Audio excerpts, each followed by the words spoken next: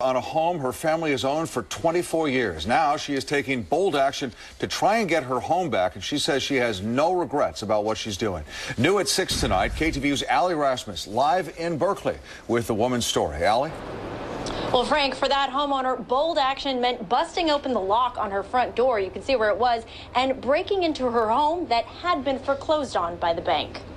But this is the living room.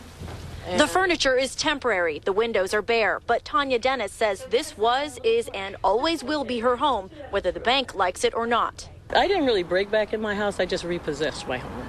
That sounds a lot gentler. After a year-long illness in 2009, Dennis fell behind on her house payments. Wells Fargo foreclosed on her last December. A month later, Dennis says her granddaughter gave her an idea. And one day Sky said, "The bank's got our house.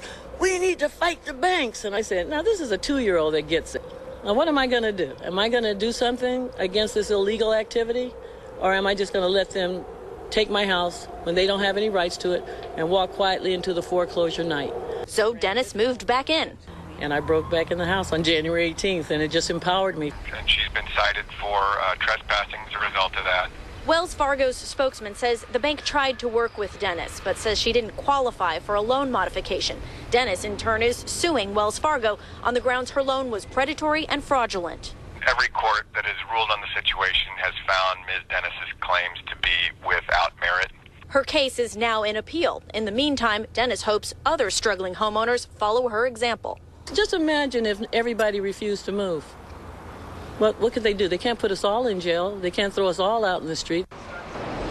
Now, the bank gave Dennis another eviction notice for June 21st, but she says if she gets kicked out, she'll just break in again. Now, meanwhile, there are groups that can help people avoid foreclosure. There's a group called the Home Defenders League that Dennis was working with out in Oakland. For their information, you can go to our website, ktvu.com. Live in Berkeley, Allie Rasmus, KTVU, Channel 2 News.